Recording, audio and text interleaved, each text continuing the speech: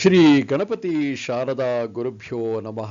ಶ್ರೋತೃಗಳಿಗೆ ಶಂಕರಾಚಾರ್ಯ ವಿರಚಿತ ಸೌಂದರ್ಯ ಲಹರಿಯಲ್ಲಿ ಮೊಲೆ ಹಾಲಿನ ಮಹಿಮೆ, ತಾಯಿಯ ಸ್ತನ್ಯಪಾನದ ಮಹಿಮೆಯನ್ನ ಈ ಹಿಂದೆ ಆಗಲೇ ಗಣಪತಿ ಕುಮಾರಸ್ವಾಮಿ ಆ ಸ್ತನ್ಯಪಾನವನ್ನು ಮಾಡಿ ಕುಮಾರರಾಗೇ ಉಳಿದ್ರು ಅಂತ ಹೇಳ್ತಾರೆ.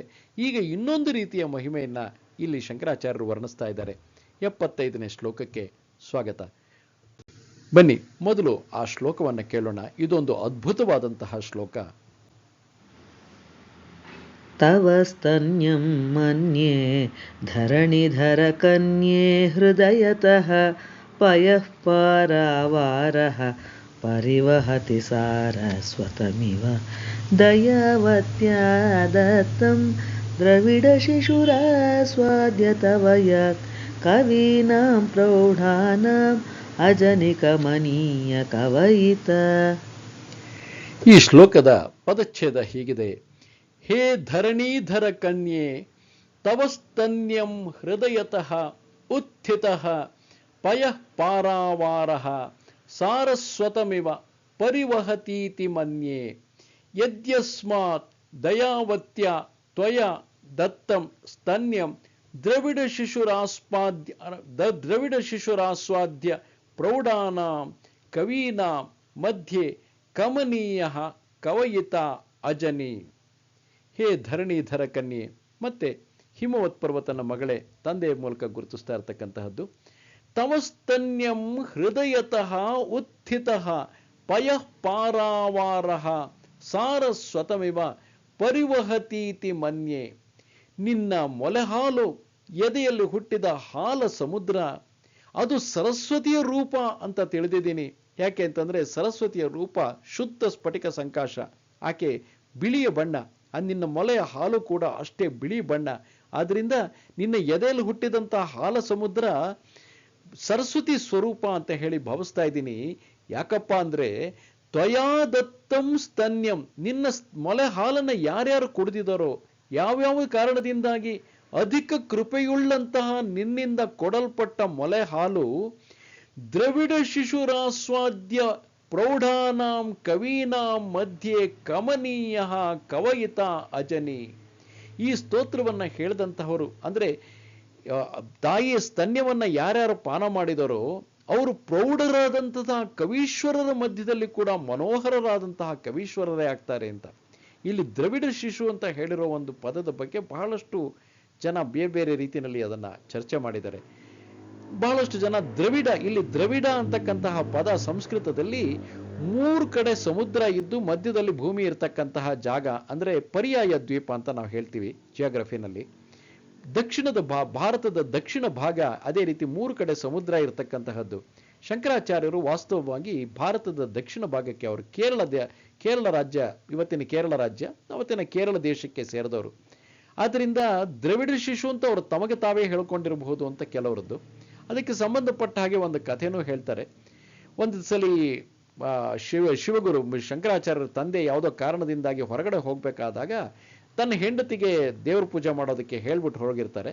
ಆಕೆ ಕೂಡ ಬಹಿಷ್ಠೆ ಆಗಿದ್ರಿಂದ ಮಗ ಶಂಕರನನ್ನ ಪೂಜೆ ಮಾಡೋದಕ್ಕೆ ಅಂತ ಕಳಿಸ್ತಾಳೆ. ಆ ಸಂದರ್ಭದಲ್ಲಿ ಹಾಲು ತಗೊಂಡೋಗಿ ನೈವೇದ್ಯಕ್ಕೆ ಅಂತ ತಾಯಿಗಿಟ್ಟು ತಾಯಿ ಕುಡಿಲಿಲ್ಲ ಅಂತ ಹೇಳಿ ಹಠ ಮಾಡಿ ತಾಯಿ ಕೈ ಕುಡಿಸ್ತಾರೆ. ತಾಯಿ ಸ್ವತಃ ಪ್ರತ್ಯಕ್ಷಲಾಗಿ ಚೊಂಬಲ್ಲಿ ಇದ್ದಿದ್ದ ಹಾಲು ಪೂರ್ತಿ ಕುಡಿದು ಬಿಡ್ತಾಳೆ. ಅವಾಗ ಮತ್ತೆ ಬಾಲಶಂಕರ ಅಳೋದಕ್ಕೆ ಶುರು ಮಾಡ್ತಾರೆ. ಅಮ್ಮ, ನೀನು ಎಲ್ಲಾ ಹಾಲನ್ನು ಕುಡಿದು ಬಿಟ್ರೆ ನನಗೇನು ಉಳಿಸಿದ್ಯಾ? ನಮ್ಮಪ್ಪ ತಂದು ಕೊಟ್ಟಾಗ ಮಾತ್ರ ಸ್ವಲ್ಪ ಹಾಲು ಕುಡಿದ್ಬಿಟ್ಟು ಉಳಿದಿದ್ದನ್ನು ನನಗೆ ಕೊಡ್ತಾ ಇದ್ದೆ. ಉಳಿದಿದ್ದ ಹಾಲನ್ನ ತಂದು ನಮ್ಮಪ್ಪ ನನಗೆ ಕುಡಿಸೋರು. ಈಗ ನೀನು ಅಷ್ಟು ಕುಡಿದ್ಬಿಟ್ಟು ಖಾಲಿ ಚೊಂಬ್ ಕೊಟ್ಬಿಟ್ಟಿಯಲ್ಲ, ನಾನೇನು ಕುಡಿಲಿ? ನಂಗೆ ಹಸುವಾಗ್ತಾ ಇದೆ ಅಂತ ಅಮ್ಮನ ಹತ್ರ ಹಠ ಮಾಡಿ ನಾನು ಹಾಲು ಇಸ್ಕೊಂಬಂದು ನಿನಗೆ ನೈವೇದ್ಯ ಮಾಡದೆ ಕುಡಿಯೋ ಹಂಗಿಲ್ಲ ಅಂತ ಅಮ್ಮನೂ ಹೇಳಿದ್ಲು. ಅದಕ್ಕೋಸ್ಕರ ತಗೊಂಬಂದ್ರೆ ನೀನು ಪೂರ್ತಿ ಹಾಲು ಕುಡಿದು ಬಿಟ್ಟಿಯಲ್ಲ ಅಂತ ಮತ್ತೆ ಹಠ ಮಾಡೋಕೆ ಶುರು ಮಾಡ್ತಾರೆ. ಇದೊಂದು ರೀತಿಯಾದ ವಿಚಿತ್ರ ದೈವಲೀಲೆ. ತಾಯಿಗೆ ಗೊತ್ತಾಗತ್ತೆ. ತಾಯಿ ಏನ್ ಮಾಡ್ತಾಳೆ, ತನ್ನ ಸ್ತನ್ಯದಿಂದನೇ ಹಾಲನ್ನ ಕರೆದುಬಿಟ್ಟು ಆ ಚೊಂಬ್ನಲ್ಲಿ ತುಂಬಿಸ್ಬಿಟ್ಟು ಕೊಡ್ತಾಳೆ. ಆ ತಾಯಿಯ ಸ್ತನ್ಯದಿಂದ ಬಂದಂತಹ ಹಾಲು, ಆ ಚೊಂಬಲ್ಲಿದ್ದಂತಹ ಹಾಲನ್ನ ಕುಡಿತಾ ಇದ್ದಂಗೆನೆ ಆ ಬಾಲಶಂಕರ ತಕ್ಷಣ ಅವರಿಗೆ ಕವಿತ್ವ ಸಿದ್ಧಿ ಆಗ್ಬಿಡುತ್ತೆ. ಅದಕ್ಕೆ ಆ ಕಾರಣದಿಂದಾಗಿ ನೀವು ಇಲ್ಲಿರ್ತಕ್ಕಂಥ ಉಪಮ ಅಲಂಕಾರಗಳನ್ನ ಗಮನಿಸಿದ್ರೆ ಸಂಸ್ಕೃತದ ಯಾವ ಕವಿಯೂ ಕೂಡ ಒಬ್ಬ ಸನ್ಯಾಸಿ ಈ ರೀತಿ, ಯಾಕಂದ್ರೆ ಕಾಳಿದಾಸ ಉಳಿದವರೆಲ್ಲರೂ ಸಂಸಾರಿಗಳು, ಅವರು ನಿಮ್ಮಂತೆನೆ ಸಂಸಾರದಲ್ಲಿದ್ದವರು, ಪ್ರೇಮಿಯಾಗಿದ್ದವನು. ಆ ಕಾರಣದಿಂದಾಗಿ ಆತನಲ್ಲಿ ಆ ಭಾವಗಳು ಉಕ್ಕಿ ಬರೋದು ವಿಶೇಷ ಅಲ್ಲ. ಒಬ್ಬ ಸನ್ಯಾಸಿಯಲ್ಲಿ ಈ ರೀತಿಯ ಭಾವಗಳು ಉಕ್ಕಿ ಬರೋದಕ್ಕೆ ಹೇಗೆ ಸಾಧ್ಯ? ಅದಕ್ಕೆ ತಾಯಿಯ ಸ್ತನ್ಯಪಾನದ ಮಹಿಮೆನೇ ಕಾರಣ ಅಂತ ಹೇಳಿ ಶಂಕರಾಚಾರ್ಯರು ಹೇಳ್ತಾರೆ. ಮಹಾಕವೀಶ್ವರರ ಮಧ್ಯದಲ್ಲಿ ಕೂಡ ಅದ್ಭುತವಾದ ಕವಿತ್ವ ಪ್ರೌಢಿಮೆ ಬರೋದಕ್ಕೆ. ಇನ್ನೊಂದು ಕಥೆಯನ್ನು ಕೆಲವರು ಹೇಳ್ತಾರೆ. ತಮಿಳಲ್ಲಿ ಒಬ್ರು ಸಂಬಂಧರ್ ಅಂತ ಹೇಳಿ, ಅವರು ಮೂಲತಃ ಹುಟ್ಟಿದಾಗ ಮೂಕರಾಗಿರ್ತಾರೆ, ಅವರಿಗೆ ಮಾತು ಬರ್ತಾ ಇರೋದಿಲ್ಲ. ಅವ್ರ ತಂದೆ ಒಂದು ದಿವಸ ಏನಾಗುತ್ತೆ, ಒಂದು ದೇವಸ್ಥಾನದ ಹತ್ರ ಅವ್ರನ್ನ ಕೂರಿಸ್ಬಿಟ್ಟು ಯಾವುದೋ ಕೆಲಸದ ಮೇಲೆ ಹೋಗಿರ್ತಾರೆ. ಈ ಪುಟ್ಟ ಹುಡುಗ ಹೋಗ್ಬಿಟ್ಟು ದೇವಸ್ಥಾನದ ಒಳಗೆ ಹೋಗ್ತಾನೆ, ಗರ್ಭಗುಡಿ ಒಳಗೆ ಹೋಗಿ ಅಮ್ಮನವ್ರನ್ನ ನೋಡ್ಕೋತಾ ಕೂತ್ಕೊಂಡು ಅಲ್ಲೇ ಮಲಗಿಬಿಡ್ತಾನೆ. ಪೂಜಾರಿಗಳಿಗೂ ಮರ್ತು ಹೋಗ್ಬಿಡುತ್ತೆ, ಅವ್ರು ಸರಿಯಾಗಿ ನೋಡೋದೇ ಇಲ್ಲ, ದೇವಸ್ಥಾನದ ಬಾಗಿಲು ಹಾಕ್ಬಿಡ್ತಾರೆ. ನಿಮ್ಗೆ ಗೊತ್ತಿರಬೇಕು, ನಮ್ಮ ದೇವಸ್ಥಾನಗಳ ಎಲ್ಲ ಕಡೆನೂ ಒಂದು ಸರಿ ಬಾಗಿಲು ಹಾಕಿದ ಮೇಲೆ ಯಾವುದೇ ಕಾರಣಕ್ಕೂ ಮತ್ತೆ ತೆಗೆದು ಒಳಗಡೆ ಹೋಗೋದಿಲ್ಲ. ಯಾಕೆಂದರೆ ರಾತ್ರಿ ಹೊತ್ತಿನಲ್ಲಿ ಅದು ತಾಯಿ ಶಕ್ತಿ ಪೀಠವೇ ಆಗಿರಲಿ ಯಾವುದೇ ಆಗಿರಲಿ, ರಾತ್ರಿ ಹೊತ್ತಿನಲ್ಲಿ ದೇವತೆಗಳ ಸಂಚಾರ ಇರುತ್ತೆ. ಆ ಸಂದರ್ಭದಲ್ಲಿ ಮನುಷ್ಯರು ಹೋಗಬಾರದು ಅಂತ ಈ ಕಾರಣಕ್ಕೋಸ್ಕರನೇ ರಾತ್ರಿ ಹೊತ್ತು ಸ್ವಲ್ಪ ಹೊತ್ತು ಎಲ್ಲ, ಇನ್ಕ್ಲೂಡಿಂಗ್ ತಿರುಪತಿ ದೇವಸ್ಥಾನ ಕೂಡ ರಾತ್ರಿ ಒಂದು ಸಮಯದಲ್ಲಿ ಎಲ್ಲರನ್ನೂ ಹೊರಗಡೆ ಕಳಿಸಿ ಇಡೀ ದೇವಸ್ಥಾನದ ಬಾಗಿಲು ಹಾಕ್ಬಿಡ್ತಾರೆ. ಅಲ್ಲಿ ಒಳಗಡೆ ಯಾರೂ ಇರೋ ಹಾಗಿಲ್ಲ ದೇವಸ್ಥಾನದ ಒಳಗಡೆ ಆ ಸಮಯದಲ್ಲಿ. ಆಮೇಲೆ ಯಾವುದೋ ಒಂದು ನಿರ್ದಿಷ್ಟವಾದ ಸಮಯ ಇರುತ್ತೆ, ಆ ಸಮಯದಲ್ಲೇ ಒಂದು ಬಾಗಿಲು ರಾತ್ರಿ ಕೆಲವೊಂದು ಸಮಯ ಅದು ದೇವಾನ ದೇವತೆಗಳು ಬಂದು ವೆಂಕಟೇಶ್ವರನ ದರ್ಶನ ಮಾಡೋ ಸಮಯ ಅಂತ. ಆ ಕಾರಣಕ್ಕೋಸ್ಕರ ಅದೊಂದು ಪದ್ಧತಿ ಮೊದಲಿಂದ ನಡ್ಕೊಂಡು ಬಂದಿದೆ. ಅಲ್ಲಿ ಏನಾಗುತ್ತೆ, ದೇವಸ್ಥಾನದ ಒಳಗಡೆ ಬಿಟ್ಬಿಟ್ಟಿರ್ತಾರೆ, ಬಾಗಿಲು ಹಾಕೊಂಡು ಬಂದ್ಬಿಟ್ಟಿರ್ತಾರೆ ಹೊರಗಡೆ. ಅರ್ಧರಾತ್ರಿನಲ್ಲಿ ಪಾಪ ಎಳೆ ಮಗು ಎಚ್ಚರ ಆಗುತ್ತೆ, ಮೂಕ, ಮಾತಾಡೋದಕ್ಕೆ ಬರೋದಿಲ್ಲ, ಕೈ ಸನ್ನೆ ಬಾಯಿ ಸನ್ನೆಲ್ಲ ಆ ಅನ್ಕೋತಾ ತಾಯಿ ಹತ್ರ ಬೇಡ್ಕೋತಾನೆ, ನನಗೆ ಹಸುವಾಗ್ತಾ ಇದೆ, ನನಗೆ ಏನಾದರೂ ಕೊಡು ಅಂತ. ಆಗ ತಾಯಿ ತನ್ನ ಸ್ತನ್ಯದಿಂದನೇ ಹಾಲು ಕರೆದುಬಿಟ್ಟು ಒಂದು ಇದ್ರಲ್ಲಿ ತುಂಬಿಬಿಟ್ಟು ಅವನಿಗೆ ಕೊಡ್ತಾಳೆ, ಕುಡಿ ಅಂತ ಹೇಳಿ.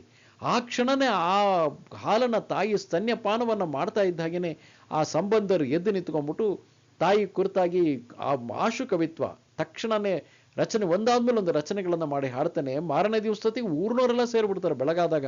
ಯಾರಿ ಮಗು ಇಷ್ಟು ಅದ್ಭುತವಾಗಿ ಕವಿತೆ ರಚನೆ ಮಾಡ್ತಾ ಇದ್ದಾನೆ ಅಂತ. ಅವ್ರ ತಂದೆನೂ ಓಡ್ ಬರ್ತಾನೆ, ನನ್ನ ಮಗ ಮೂಕ, ಮಾತೇ ಬರ್ದಿದ್ದವನು ಈಗ ಇಂಥ ಅದ್ಭುತ ಕವಿ ಆಗೋದಕ್ಕೆ ಹೇಗೆ ಸಾಧ್ಯ ಅಂದಾಗ ತಂದೆಗೆ ಆಮೇಲೆ ವಿಷಯ ಗೊತ್ತಾಗುತ್ತೆ. ಅವರೂ ಸಹ ತಮಿಳುನಾಡಿನವರಾದ್ರಿಂದ ಸಹಜವಾಗಿ ಅವರು ಸಹ ದಕ್ಷಿಣ ಭಾರತದಿಂದ ಬಂದವರೇನೆ. ಅದರಿಂದ ಇಲ್ಲಿ ದ್ರವಿಡ ಶಿಶು ಅಂತ ಯಾರಿಗೆ ಹೇಳಿದ್ದಾರೆ, ಬಹುಶಃ ತಮಗೇ ಹೇಳ್ಕೊಂಡಿದ್ದಾರೋ ಅಥವಾ ಎರಡನ್ನೂ ಸೇರಿಸಿ ಹೇಳಿದಾರೋ. ತಿರುಜ್ಞಾನ ಸಂಬಂಧರ್ ಅಂತ ಅವ್ರಿಗೆ ಮುಂದೆ ಹೆಸರಾಗುತ್ತೆ. ತಿರುಜ್ಞಾನ ಸಂಬಂಧರ್ ಪ್ಲಸ್ ಶಂಕರಾಚಾರ್ಯರು ಇಬ್ಬರು, ಶಂಕರಾಚಾರ್ಯರದ್ದು ತಮ್ಮ ಸ್ವಂತ ಅನುಭವ ಮತ್ತು ತಿರುಜ್ಞಾನ ಸಂಬಂಧರ ವಿಷಯದಲ್ಲೂ ಪ್ರಸಿದ್ಧವಾಗಿರ್ತಕ್ಕಂಥ ಕತೆ. ಈ ಎರಡು ಕಥೆಗಳನ್ನು ಇಟ್ಕೊಂಡು ನೋಡಿದರೆ ತಾಯಿಯ ಎದೆ ಹಾಲು ಬರ್ತಕ್ಕಂತಹದ್ದು, ಆ ಎದೆ ಹಾಲನ್ನು ಕುಡಿದವನು ಅದ್ಭುತವಾದ ಕವಿತ್ವ ಶಕ್ತಿ ಪಡ್ಕೊಳ್ಳೋದು ಖಂಡಿತ. ಇನ್ನು ತಂತ್ರಶಾಸ್ತ್ರದಲ್ಲಿ ಈ ಒಂದು ಶ್ಲೋಕವನ್ನು ಯಾರು ನಿರಂತರವಾಗಿ ಸಾವಿರ ಸಲ ಯಾರು ಜಪ ಮಾಡ್ತಾರೆ ಅವರಿಗೂ ಸಹ ಅದೇ ರೀತಿ ಕವಿತ್ವ ಸಿದ್ಧಿ ಬರುತ್ತೆ ಅಂತ. ಇಲ್ಲಿ ತಾಯಿಯ ಸ್ತನ್ಯಪಾನ ಅಂತಕ್ಕಂತಹದ್ದು ಸಾಂಕೇತಿಕ. ಯಾರಲ್ಲಿ ಯಾರು ತಾಯಿಗೆ ಶರಣಾಗತರಾಗಿ ಅಮ್ಮ ನೀನೇ ನನ್ನನ್ನು ಕಾಪಾಡಬೇಕು ಅನ್ನೋ ಒಂದು ಶರಣಾಗತ ಭಾವದಿಂದ ಶರಣಾಗತರಾಗ್ತಾರೋ ಅವರನ್ನ ತಾಯಿ ಪಾಲನೆ ಮಾಡ್ತಾಳೆ. ತಾಯಿ ಪಾಲನೆ ಮಾಡ್ತಾಳೆ ಅಂತಂದ್ರೆ ಏನು? ಸಾಂಕೇತಿಕವಾಗಿ ತನ್ನ ಎದೆ ಹಾಲನ್ನು ಕುಡಿಸಿ ಹೇಗೆ ಒಂದು ಮಗುವನ್ನ ತಾಯಿ ಪಾಲನೆ ಮಾಡ್ತಾಳೋ ಹಾಗೆ ತನ್ನ ಪ್ರತಿಯೊಬ್ಬ ಭಕ್ತರನ್ನು, ಯಾವ ಭಕ್ತರು ಅನನ್ಯ ಶರಣರಾಗಿ ತಾಯಿ ನಿನ್ನ ಬಿಟ್ಟರೆ ಇಲ್ಲ ಅಂತ ಹೇಳಿ ಯಾವ ತಾಯಿಯಲ್ಲಿ ಶರಣಾಗತರಾಗ್ತಾರೆ ಅಂಥವ್ರನ್ನ ತಾಯಿ ಖಂಡಿತವಾಗಿಯೂ ತನ್ನ ಮಡಿದಲ್ಲಿ ಎತ್ತುಕೊಂಡು ತನ್ನ ಸ್ತನ್ಯವನ್ನು ಪಾನ ಮಾಡಿಸಿ ಆ ಮಕ್ಕಳನ್ನ ಕಾಪಾಡ್ತಾಳೆ. ಆದರೆ ನಮ್ಮಲ್ಲಿ ಆ ಒಂದು ಶರಣಾಗತ ಭಾವ, ತಾಯಿ ನಮ್ಮನ್ನು ಕಾಪಾಡ್ತಾಳೆ, ತಾಯಿ ಎಲ್ಲದನ್ನು ನಡೆಸ್ತಾಳೆ ಅನ್ನೋ ಭಾವ ನಮ್ಮಲ್ಲಿರಬೇಕು. ಆ ಭಾವ ನಮ್ಮಲ್ಲಿ ಆಳವಾಗಿ ತುಂಬಿಕೊಂಡು ತಾಯಿ ನಿನ್ನ ಕೃಪೆಯಿಂದನೇ ನಾನು ಜೀವನ ಮಾಡೋದಕ್ಕೆ ಸಾಧ್ಯ, ನಿನ್ನ ಕೃಪೆನೇ ನನ್ನ ಜೀವನಕ್ಕೆ ಆಧಾರ, ನೀನೇ ನನ್ನನ್ನು ನಡೆಸಬೇಕು.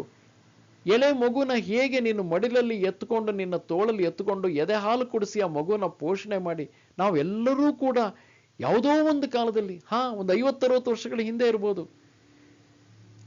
ಆ ಕಾಲದಲ್ಲಿ ಒಬ್ಬ ತಾಯಿ ನನ್ನ ಮಡಿಲಲ್ಲಿ ಮಲಗಿಸ್ಕೊಂಡು ಎದೆ ಹಾಲು ಕುಡಿಸಿ ಬೆಳೆಸಿದ್ರಿಂದ ತಾನೇ ಇವತ್ತಿನ ದಿವಸ ನಾನು ಏನಾದರೂ ನಿಮ್ಮ ಹತ್ರ ಮಾತಾಡೋದಕ್ಕಾಗಲಿ, ನಾನು ಹೇಳಿದ್ದು ನಿಮ್ಗೆ ಏನಾದರೂ ಒಂದು ಅಲ್ಪ ಸ್ವಲ್ಪನಾದರೂ ಇಷ್ಟವಾದರೆ ಅದಕ್ಕೆ ಆ ತಾಯಿ ಕೊಟ್ಟಂಥ ಹಾಲೇ ಕಾರಣ ಅಲ್ವೇ? ಹಾಗೆ ಆ ತಾಯಿ ಕೃಪೆ ನಮಗೆ ಜೀವಂತವಾಗಿರ್ತಕ್ಕಂಥ ನಮ್ಮ ಹೆತ್ತ ತಾಯಿಯ ಮೂಲಕ ಸಿಕ್ಕಿರುತ್ತೆ ಆರಂಭದಲ್ಲಿ. ಆ ನಂತರ ಬೆಳೀತಾ ಬೆಳೀತಾ ನಾವೇನು ಜೀವನ ಪರ್ಯಂತ ಎದೆ ಹಾಲು ಕುಡಿದು ಬದುಕೋಕ್ಕಾಗೋದಿಲ್ಲ. ಮುಂದೆ ನಮ್ಮ ಜೀವನದಲ್ಲಿ ಹೋಗ್ತಾ ಹೋದಂಗೆ ನಮಗೆ ಏನಾದರೂ ಅಲ್ಪ ಸ್ವಲ್ಪ ಎಲ್ಲಾದರೂ ಒಬ್ಬರು ಶಬಾಷ್ ಚೆನ್ನಾಗಿ ಒಳ್ಳೆ ಕೆಲಸ ಮಾಡ್ತಾ ಇದ್ದೀರಾ ಅಂತ ಹೇಳಿದರೆ ಅದಕ್ಕೆಲ್ಲ ಆ ತಾಯಿ ಕೃಪೆನೇ ಕಾರಣ ಅಲ್ವೇ? ಆ ತಾಯಿ ನಮ್ಮನ್ನು ಮಡಿಲಲ್ಲಿ ಎತ್ಕೊಂಡು ಆ ತಾಯಿ ಕುಡಿಸ್ತಂಥ ಎದೆ ಹಾಲಿನ ಕಾರಣದಿಂದಾಗಿ, ಆ ತಾಯಿ ಕೊಟ್ಟಂಥ ಆ ಕೃಪೆಯ ಅಮೃತ ರಸ, ಆ ದಯಾರಸದ ಕಾರಣದಿಂದಾಗಿ ಹೇಗೆ ಶಂಕರಾಚಾರ್ಯರು ದೊಡ್ಡ ಕವಿಗಳೇ ಆದರೂ, ಎಂಥ ಮಹಾ ಕವಿಗಳನ್ನು ಮೀರಿಸ್ತಕ್ಕಂತಹ ಕಾವ್ಯಗಳನ್ನು ರಚನೆ ಮಾಡಿದರು. ಹಾಗೇನೆ ಆ ತಾಯಿ ಅಷ್ಟೆಲ್ಲ ಬೇಕಿಲ್ಲ, ನಮ್ಮ ಜೀವನದಲ್ಲಿ ನಾವು ಬದುಕೋದಕ್ಕೆ ಏನು ಬೇಕೋ ಅದನ್ನು ಖಂಡಿತ ಕೊಡ್ತಾಳೆ. ಆ ಭರವಸೆ, ಶ್ರದ್ಧೆ ನಮ್ಮಲ್ಲಿರಬೇಕು. ಆಗ ಖಂಡಿತವಾಗಿ ಕವಿತ್ವ ಸಿದ್ಧಿಯೇ ಏನು, ಯಾವುದನ್ನು ನಾವು ಬಯಸ್ತೀವೋ ಆ ಎಲ್ಲ ಸಿದ್ಧಿಗಳು ನಮಗೆ ದೊರೆಯೋದು ಖಂಡಿತ. ಆ ಶರಣಾಗತಿ ನಮ್ಮಲ್ಲಿರಬೇಕು. ನಮಸ್ತೆ ಶಾರದೆ ದೇವಿ ಕಾಶ್ಮೀರ ಪುರವಾಸಿನಿ ತ್ವಾಮಹಂ ಪ್ರಾರ್ಥಯೇ ನಿತ್ಯಂ ವಿದ್ಯಾದಾನಂಚ ದೇಹಿಮೆ. ನಮಸ್ಕಾರ.